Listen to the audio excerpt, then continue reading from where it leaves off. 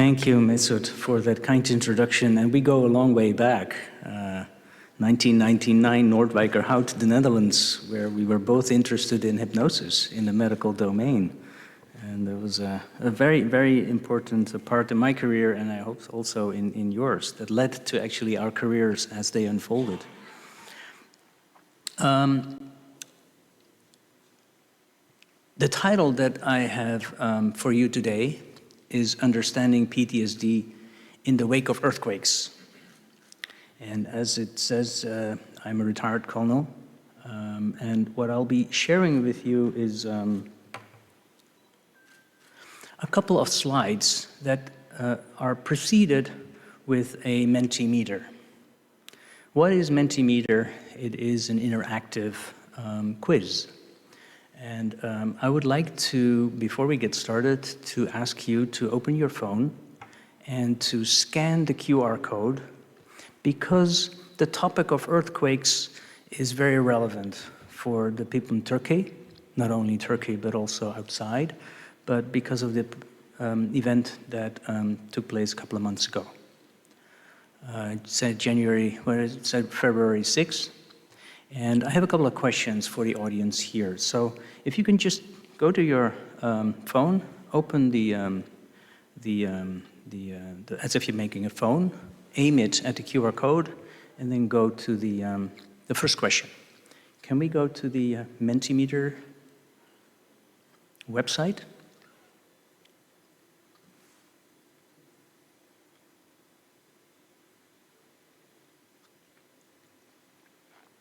Okay, now you go to present.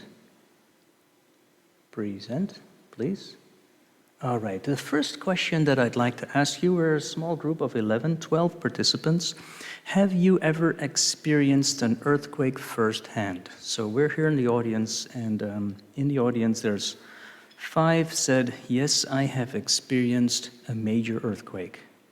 3, yes, but only minor, and 5 said, no, never. Okay, that's the background of our audience today.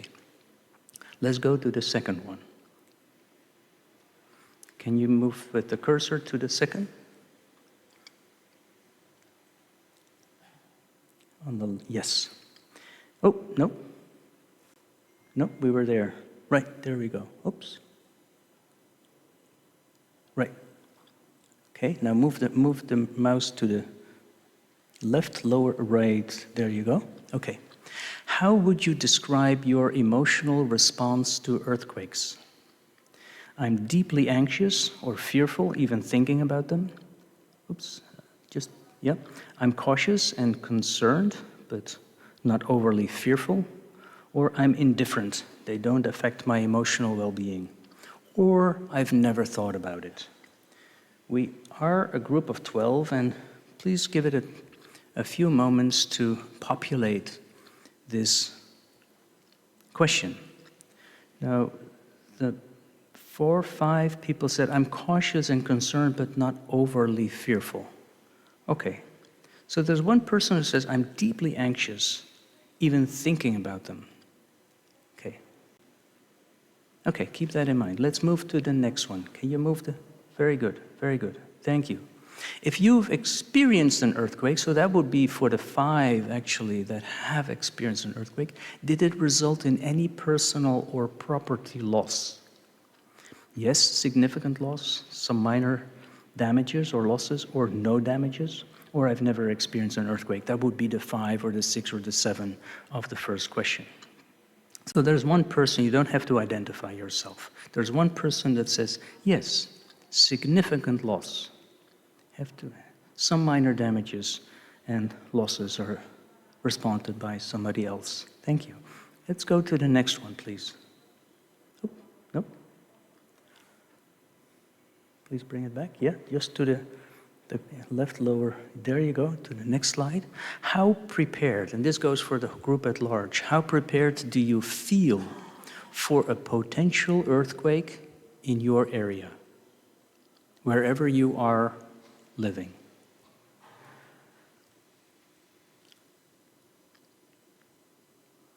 So at this moment, 3 are saying, 5 are saying, I haven't prepared at all. 1, I don't think it's necessary to prepare. I have a basic preparation in place. There's nobody who says, I have a comprehensive emergency plan and supplies are ready. Okay, thank you. Let's move to the next one, please. Yeah, we're doing really great. Thank you for participating in this. Okay. How often do you think or talk about earthquakes? How often do you think or talk about earthquakes? Frequently, occasionally, rarely, or almost never? Oh, we see them more fairly, randomly, or evenly distributed. No, more occasionally. Okay, thank you. Let's move to the next one. Please, there you go. Do you have any family or close friends who've been significantly affected by an earthquake? Yes, many, a few, not that I'm aware of, or no?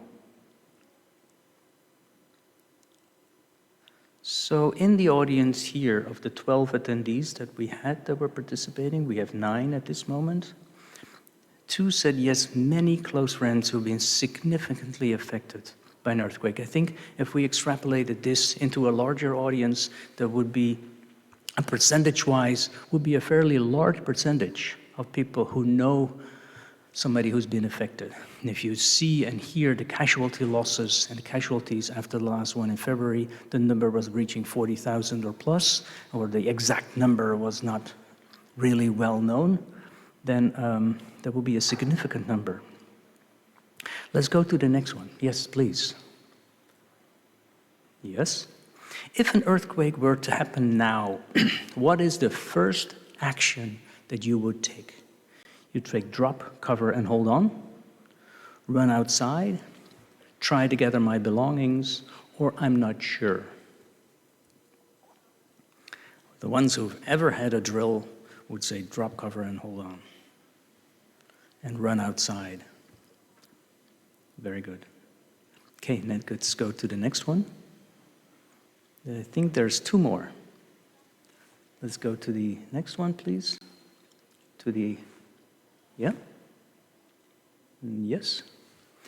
How knowledgeable do you consider yourself about earthquake safety and precautions? Are you very knowledgeable? You've educated yourself extensively, somewhat, not very knowledgeable, or completely unaware? I see sort of the middle, most 3, 2, maybe if we get a little bit more populated. Yeah, somewhat knowledgeable. Okay. Yes, let's move on to the next one. 2 last questions. This is a word cloud, so you can type a word. What is the most important predictor for PTSD in the aftermath of an earthquake? Just type in what comes to mind. What is the most important predictor for an earthquake?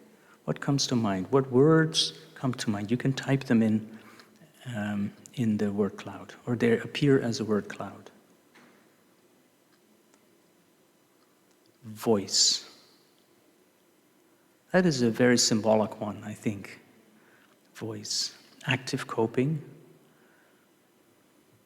Support. Anxiety. Let's give it a little bit more juice. Just be creative. What you feel is, here in this small group, the most important predictor. We have 12. We have a freeze response, we have trauma degrees, we've got helplessness, pre-existing mental illness, panic, the duration of trauma, trauma degree. Okay, thank you. And the last one. Can you point the arrow to again? There we go. What is the most important positive predictor for resilience? Let's look at the other side of the coin. What is the predictor for resiliency in the aftermath of an earthquake? So where do you want to put your money? If you were the regulator or the agency that would provide support or infrastructure or care, what is the most important positive predictor for resiliency? Distraction, social support, connection, agency, relief, survive. Let's do a little bit more. You may do 2 or 3 if you wish. If you feel, hey, there's another one, support, connection, guided mental health, social support, preparedness. But support was endorsed by most of you because then it comes big and it's centralized. Support. Support. You're not alone, right? So support, connection, holding on to others.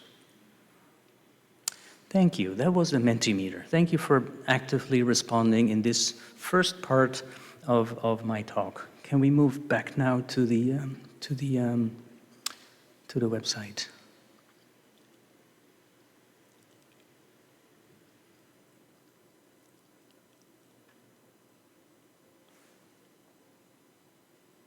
Okay, so I'll walk you through a little bit of a framework on the background, understanding PTSD, on risk factors, on physical and psychological impact, special population, treatment intervention, a brief case, if there's time to dwell on that, prevention and preparedness, and current research and future directions. That's the backbone, and intermittently I will intersperse ideas, thoughts, current ideas about where we are in PTSD. Now, before we dive into that, this is a slide that I briefly want you to familiarize with, is we're all talking now about, or I am talking to you about PTSD. I just want you to be aware that PTSD is a relatively young disorder in the classification and the textbooks, because it was only mentioned in 1980. Before 1980, there was no PTSD classification. We were giving it other names that often were related to wars, like shell shock, or the Germans called it Zitterneurosis, or the French had another word for them. In the Netherlands, we had concentration camp syndrome. That was when the survivors from the concentration camp were still suffering from the war, and there was no word for PTSD at that time, so concentration camp syndrome was the word that we carried away for a while. I challenge you, and typically when I use this slide, how long will the concept of PTSD be with us? Or in other words, what is the half-life of PTSD? We created it in a way that we felt it important after Vietnam, but will it stay on? Or will there be another disorder that overrides the existence and the value of PTSD? I'm not sure, but maybe there's another one that's on the rise, which is there on the bottom, which is moral injury. Don't know whether you heard of it. Moral injury has to do with guilt and shame. It is a factor that drives the chronicity of the disorder. That is very hard to tackle with conventional psychotherapeutic ingredients. Maybe, right? This is a picture that's also close to my heart when I talk about PTSD. I always start in the beginning of my presentation. I was born in '61. This picture is from May '45. For the ones that are known, this is May '45. My country, small country, was occupied by the Germans. I have lived in freedom for as long as I live, but my parents haven't. And they can vividly remember this because this was liberation. We were liberated from the Germans. And this is on the 5th of May that we celebrate in the Netherlands every year. Now, every country has to sort of justify, why are we interested in psychotrauma? I wrote a paper with Miranda Olf. Miranda Olf is a colleague of mine, and she's the editor of a journal, of European Journal of Psychotraumatology. We wanted to justify, why is there such a density of psychotrauma interest, both clinical and research, in the Netherlands? Disproportional compared to other countries. Probably what we found, one of the factors is that we have that under our skin. The intergenerational trauma is there in our country. Yes, we are below sea level. That is also something that could drive why we are, as a country, very interested in psychotraumatology. We have a high density of psychotraumatologists in the Netherlands. It will be interesting how that would be for Turkey or for a country like Japan. So this was me before I retired, about 2 years ago. I was the head of research in the Department of Defense, and now I do some other things. The Netherlands is a small country. Why is a Dutchman talking about earthquakes? Well, we have earthquakes in the Netherlands. Here in the north of the Netherlands, we have a province that's called Groningen, and there's a lot of gas underneath in the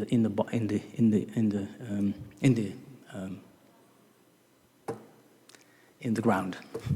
And we take the gas out, and by taking the gas out, there's earthquakes. 2.1, 2.7, 3.1, but houses are losing their structure. I don't think that there ever was one dead in our country, but it made that they stopped taking the gas out. We now have to find other energy resources outside, draining in gas, and there's been a lot of political debates whether we can still do that. If we take the gas out, we will compromise the people there in that area. And the people in Groningen, it's a very academic, very young, vibrant society, are protesting, don't take our gas out because you destabilize the ground and the surface. That is our relationship to earthquakes. But not to the extent that Turkey has. This is Turkey. These are the lines, the earth lines that you have here. And I look at that, that's like, okay, you can't look away. This is so visible that this country will be, once in a while, will be affected by an earthquake. You can also almost predict the time when there's going to be another hit. The recent ones, where you don't have to look far on the internet, is you get pictures like this. And they're horrific to see, and they're right at the face why we're talking about this. 2 major earthquakes caused devastation across Turkey and Syria. I wanted just to tease you with one, if you can start this clip, what a young survivor talks, and I'll run it for 3, maybe 4 minutes. What he says as a sort of a testimonial of having survived an earthquake. Let's play the first one. Can you beef up the voice? Excellencies, distinguished delegates, ladies and gentlemen. My name is I am 23 years old. I am third year international relations student from Hatay, Turkey. You may know the name of my hometown, Hatay, because it suffered the most damage when earthquake struck Turkey on February 6th. I am addressing today as a survivor of devastating natural disasters. I would like to share with you my first-hand experience. I was in Hatay visiting my family. I was supposed to go back to my university in the city of Adana the next day. It was 4:17 a.m. Very strong tremors woke me up from deep sleep. My head was shaking hard. When I tried to get up, the ground was shaking so violently that I thought it was going to swallow me. At first, I thought I was dreaming. As I struggled to gain my balance, the tremors became even stronger. I realized I was in the middle of a powerful earthquake. Furniture started to fall, windows broke, walls cracked, and plaster fell off. There was destruction all around us. Me and my family were all confused and scared, but we helped each other to reach safety. It was a horrible experience that made me feel very helpless and vulnerable. We left our building safely. The powerful earthquake finally stopped, but the aftershocks continues. Each one triggered more fear. We searched for a safe place to take shelter. It was a race against time because we didn't know when the next wave would hit us, and if it would be even stronger. When the sun came up, we saw the extent of the destruction around us more clearly. Countless buildings were in ruins, and people were on the streets homeless. Not only my hometown, Hatay, Can you stop it? more provinces in Turkey were directly hit by the earthquake. Please stop the video. It goes on for 9 minutes, but it gives you a narrative recount of what is going on in the immediate aftermath. He lost service members, he lost family members, and a lot of people were unknown. And the unpredictability, the lack of safety, and the fear contributed so much to the devastation and the uncertainty where he was going. And we're psychiatrists. We listen also in between the lines. We don't listen to the words only, but we listen to the way that he's describing his message. Yes, he is very nervous because there's a full audience of disaster relief workers, but you can hear how it has affected him and how it is under his skin. Let's briefly listen to the lady on the right. Can you play that? Dr. Ebru Salciolu is a clinical psychologist at the Center for Behavioral Studies and Therapies and joins us from here in Istanbul. Doctor, thank you so much for your time. To save you the trouble, let's just list some of the initial reactions to trauma. Exhaustion, confusion, sadness, anxiety, agitation, and confusion. Just some. But how long can those effects last? They can last for years, unfortunately. The studies that we conducted after the 1999 earthquakes in Turkey, we found out that 40% of the people suffered from these reactions and traumatic stress problems up until the fourth year after the traumatic events associated with the earthquakes.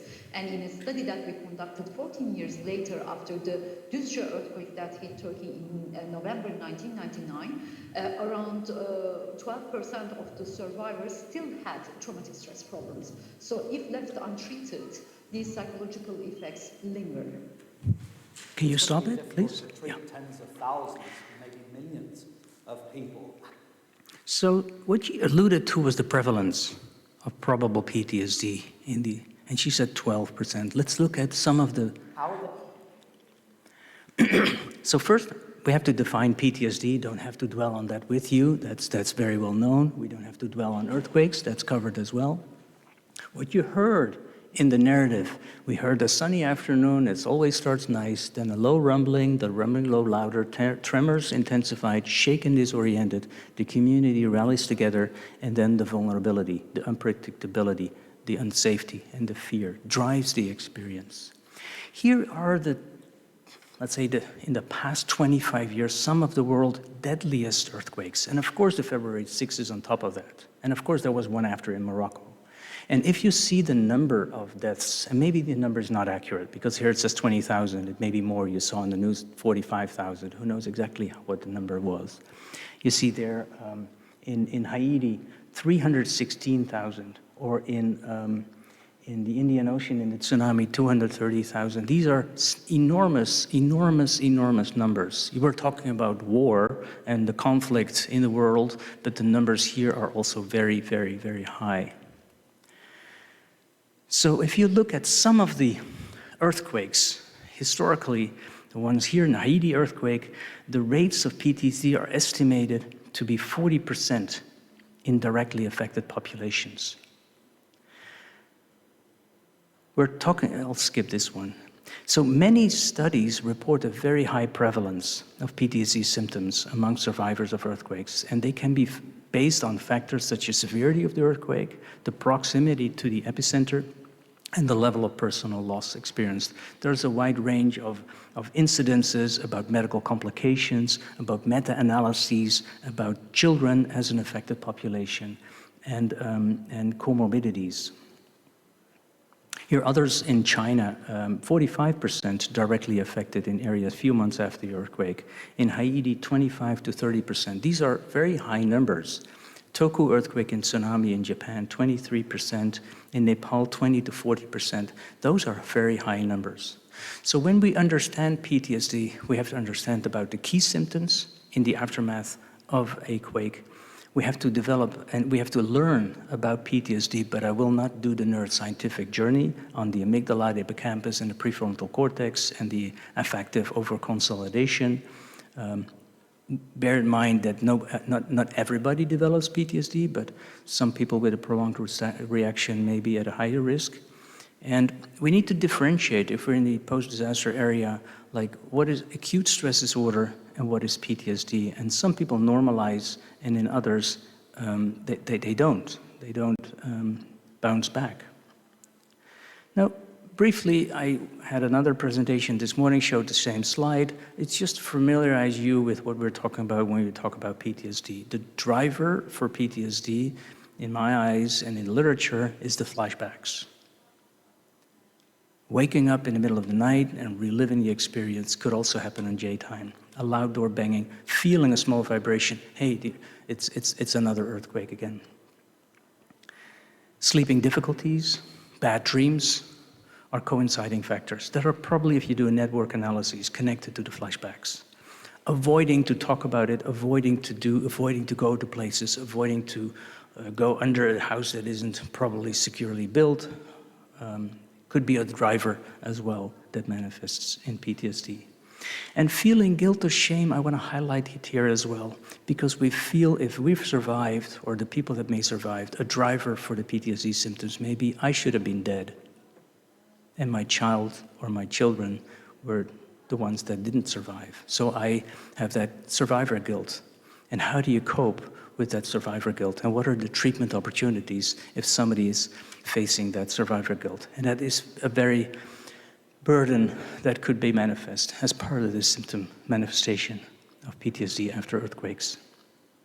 So risk factors, if you look at the risk factors in the wake of an earthquake, there are demographic factors. Females, children, the elderly, they proportionally have a higher risk factor for developing PTSD.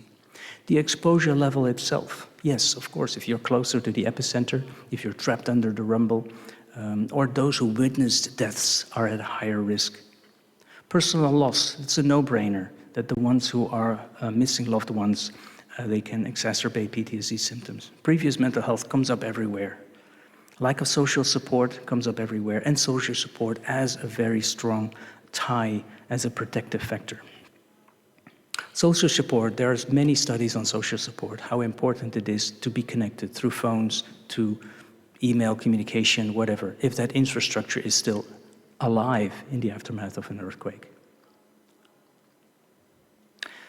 There are triggers, there are specific symptoms, and there are coexisting issues that may manifest in earthquake survivors. Anniversaries, at the last one here, anniversary of the event, anniversary of the loved ones, anniversary of the event, February 6th, will be memorized in a community, how to memorize that and in what way to pay tribute to the ones that didn't survive that quake. There's, of course, a physical and a psychological impact of physical injuries, of legs or bones or broken or injuries, secondary adversities, loss of identity, resources, support systems, and as I said, the guilt, the survivor guilt, with the feeling of helplessness. This is an iconic picture that I think many of you have seen, where it is heartbreaking for that man, how he can hold the hand of this person, where we don't know whether this person is alive or dead, but it may drive, like, I didn't do enough to rescue this little girl or this little boy. And how is the trajectory of life being able to continue? So I would wonder, we did the same thing with 9/11. After 9/11, there are some people that were under the dust, and what's their life trajectory? What's the life trajectory of this man now, half a year later? So children and adolescents are a special population to look after, the elderly, and also the first responders. While trained to handle emergencies, they are the ones that are not immune to trauma. Repeated exposure can lead to burnout or secondary traumatic stress. These are the first responders that need to go in while the others go out to rescue people. We did a study with, in Fukushima after the earthquake in 2011, where we followed, or actually we were part of a research study now, but in 2011, 50,000 first responders were giving aid after the tsunami and the earthquake and the flood in Fukushima. And this is Masanori Nagamine from Japan. He followed 50,000 first responders over time, how they were doing in the aftermath of having given aid to the local people. What we did was a statistical analysis, a trajectory analysis of how these 50,000 people responded over time. And what you see is that the majority of them are resilient. This is the vast majority. This is 52,000 of them are resilient. And there are other trajectories. What I want to highlight, though, when you look at these things, is one, this. There is a group that we call late onset that has sort of a little bit elevated symptoms, and if you follow that group over time, it's a group that's creeping up in terms of their responsivity or if in their symptom manifestation. From a neuroscientific perspective, I'm interested by that group. What drives these symptoms to go up? What's the characteristic of the delayed type of presentation? And more specifically, if you do a phenotypical analysis of this one, an individual of this group, and you compare that with an individual from this group, we all call them perhaps PTSD because they meet a certain threshold, but is their phenotypical presentation or manifestation of symptoms, is it different? I would have a hypothesis that this is different. Maybe this one is more characterized by guilt and shame, and this one is by fear and anxiety. Just throwing it, whether it's an empirical question. Well, let's move on for the last part of my presentation to treatment and intervention. Of course, there are early intervention, psychological first aid, and there are therapeutic modalities that we know across the board from PTSD. CBT, we got EMDR, and we have a range of medications that can throw at people. And we have community support. In our field, it's always talking and medication. PTSD remains, even though we have evidence-based interventions, it always remains a difficult to treat intervention. Prolonged exposure, CBT, based on animal models of fear extinction, and we give pharmacotherapy. That's never going to solve the etiological contribution, but it may dampen some of the stress reactivity, the hyperarousal, and get people to sleep. If you look at it's interesting, if you look at all the medications that we give for PTSD, most of them are given off-label. We only have 2 medications that have the registration of PTSD, which is paroxetine and sertraline. All the other ones that we give, and this is based on a US-based study of medications filed as prescriptions. This is from the VA, but that serves as a great resource.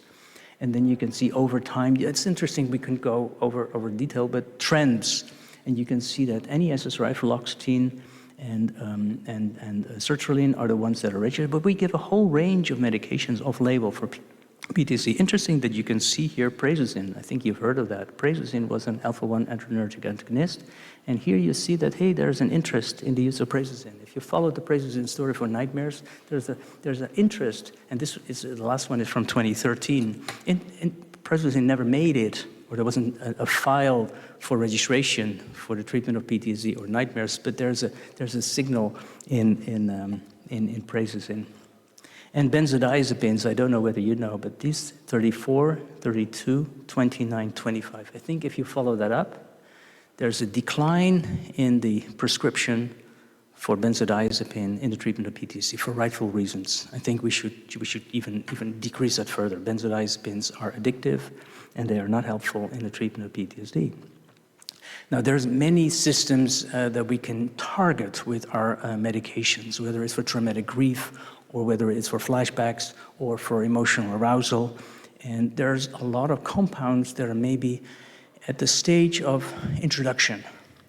And depending on the outcome of these, maybe phase 1 or phase 2 trials, they may make it to ever a phase 3 trial.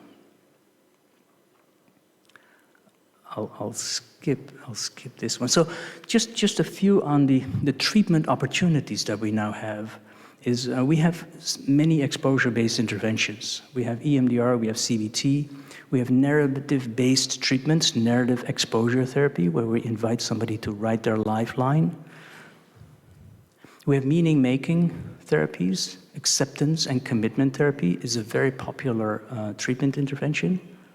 We have VR-based treatments, and I will show you briefly one vignette. It's called 3MDR that was developed in the Netherlands and now is heavily explored with Canadian partners and partners in the US. Mindfulness, somatosensory and body work. Yes, and we have some medications still. And I want to talk a little bit for a few minutes about cannabis, in particular MDMA and psilocybin, where that may be applicable in the treatment of PTSD. But if I can show you this brief little video, can the technicians start this little video? Can you start the video? Thank you. This is 3MDR. 22, 51, 31. It stands for movement, desensitization, and reprocessing, or in plain English, learning how to face your fears and to overcome them. 42 veterans are trialling this treatment over 2 years. It's already underway in Holland and Canada, but this is the first trial in Britain. So how does it work? The veterans choose 6 to 7 images based on events that can trigger their PTSD, an Afghan village with a wounded civilian perhaps, or the funeral of a colleague. They start off gently, getting harnessed up so they stay safe on the treadmill. Then they begin their 7-minute journey, walking into a serene and safe environment accompanied by music that they select themselves. The veteran is joined by a therapist for the next stage of the journey. Okay, Neil? Yep, pretty good. Yep, speed okay? Speed's fine. Yep. He walks into a virtual corridor with a door at the end of it.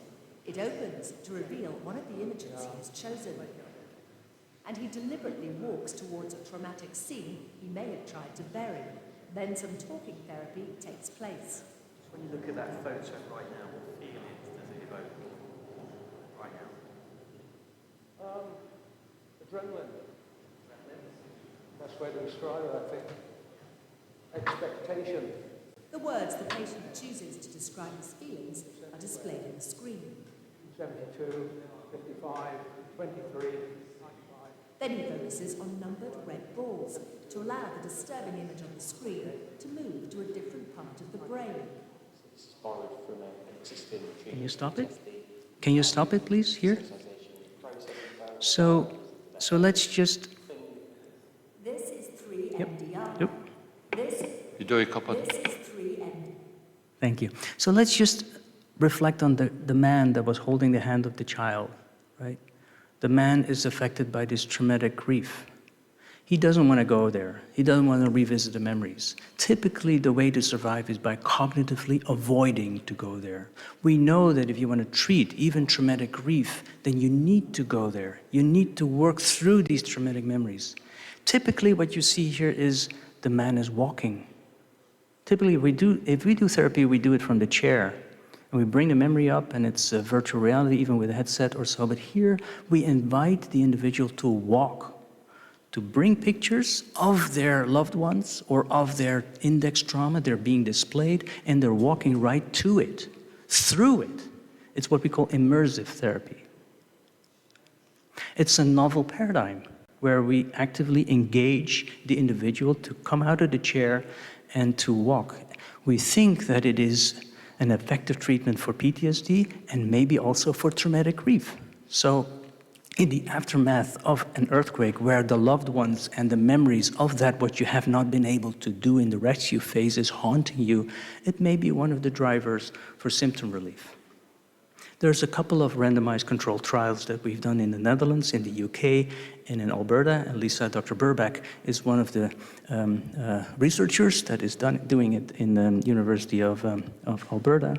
So it's a novel kid on the block.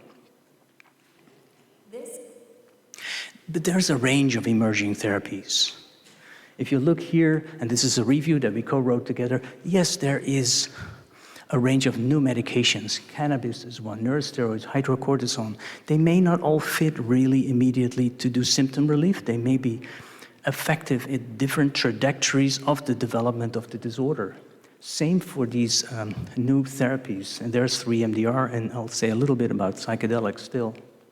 And there's the technical arm of it, neuromodulation, direct current stimulation, stellate ganglion block. Yes, these are also new kids on the block. And if we extrapolate, give ourselves a little bit more time, then I would predict that some of these therapies will make it in the evidence-based guidelines. And at the far right, you see spiritual focused therapies. I think that's also a category that we have given sort of away to the chaplains or the spiritual teachers.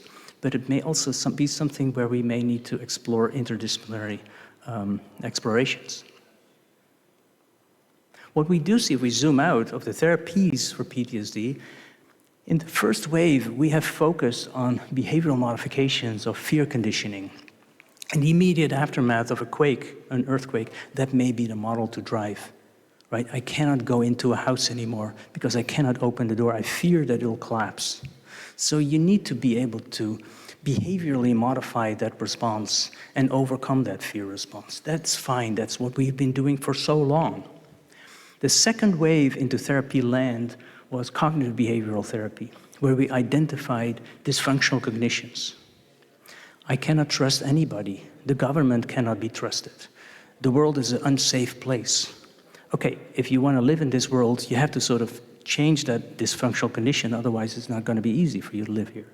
But we see a third wave that is emerging. I talked briefly about mindfulness, acceptance, commitment therapy. It's what we call metacognitive shifts. Like the man, see the man again with holding the child? He has to forgive himself for the fact that he couldn't do more. Who knows what preceded the collapse? Was he playing cards with the child? Was he just angry because it had been pooped or so, or had done something? And now he's haunted with the fact that I couldn't say goodbye. I couldn't farewell. In that metacognitive shift, you have to sort of relive that experience in another way to correct yourself, to have a transformative experience, to let go. That may be done with a compound like MDMA. I know it's a label 1 drug, but there is now increasing evidence. There have been 2 confirmatory phase 3 trials where MDMA is specifically effective in these, let's call them hard cases, difficult to treat cases. It's a catalyst for psychotherapy. When you're stuck in that repetitive mode, MDMA can sort of be the catalyst for a process that gets unstuck. Don't know if you've seen these results, but these were done in 2011 with Michael Meethofer. And he's done a randomized controlled trial. One gets MDMA, the other one gets a placebo. Here you see in the blue line, you see the placebo response. I mean, MDMA has a half-life of 5-6 hours, so you're entering the room at 9 o'clock, and at 3 or 4 o'clock in the afternoon, you break up the session. You have 2 people, and it's a non-directive therapy. You don't tell somebody where to go, they're just opening up and seeing where your mind wants to go. This is the response in the placebo arm. Now, this is the cutoff for PTSD. This is based on DSM-4, where 50 was the cutoff. This is the response in the MDMA group. When I saw this first, I was at the APA meeting, I think it was in the US somewhere. This is not what we see a lot, where we treat patients and they're dropping below the threshold. 2 sessions of MDMA, 3 sessions of MDMA. So the EMA, I'm from the Netherlands, I'm not from the US, where the registration is being filed for MDMA as a new drug, as MDMA-assisted therapy. But in Europe, the EMA is going to give us a second chance to look at these MDMA for psychedelics, for a registration for the treatment of PTSD. We don't know if it'll make it. Maybe it will not happen tomorrow. It may take some time, but it's good that we are having a lean forward in the regulatory bodies to accept these compounds as compounds that may be branded as medicines. I'll skip this if you don't mind, because it will be a stretch. I'm just looking at my colleague Andy. Andy, do you think I should cover this one? He says yes. Okay, here we go. If you bear with me then for 1 second. Okay, I'll tell you the narrative. I don't know whether you know Romeo Dallaire. I'll tell you a little bit who Romeo Dallaire. He's a Canadian. He was a Canadian general that led the war in Rwanda, where the Hutus and the Tutsis were killing each other. 800,000 were killed in that war. He was the general that led the mission from Canada. He did 2 things being a general. One is that after he came back home, he said, I suffer from PTSD. What I have seen there in Rwanda affects me deeply. Being a general, being open about the fact that you are a human being, that you can be struggling of nightmares, opened the door for so many soldiers that also were struggling. He did also something else. He called it an honorable disorder. He felt what haunted him was the fact that he was guilty for not having been able to rescue these people. Now you can say, well, you don't need to feel guilty about that. It's not your fault. But that's not how PTSD works. It's not your fault. It's not a strong enough click to get over it. This requires, let's call it soul repair, a metacognitive change for you to enable yourself to let go and to not feel guilty. Now, I want to briefly give you a vignette. He's now 76. How is he going to go to bed every night? How is he facing sleep? Why I'm showing you this, we're talking about moral injury, which is a driver for chronicity of PTSD. We're not talking about earthquake, but we're talking about a specific psychopathology that can also occur in the bereaved individuals after a quake, that felt that they have failed to do something, where they heard people screaming and nobody was there. There were no dogs. Everybody was leaving you alone, and you heard people crying and dying there. He was given an award at my university, a Clevering Award. That's why I have this picture. Let's play briefly the video, what he says when he goes to bed at night. Can you play click the video? The only reason I can now sleep, I can actually go to a bedroom to sleep. No light, no sound, nothing. Is because my wife is with me. Because my wife is with me. There's a deep link between human beings that can be an enormous savior. Because without that, I was not going that way. In fact, I was still going towards self-destruction. And yes, my doctors have given me at the time less than 2 years to live because I was literally working myself to death because I couldn't handle the night. I could not handle that silence. And that depth of that problem was not being resolved by the therapy nor the medication. It just lingered on.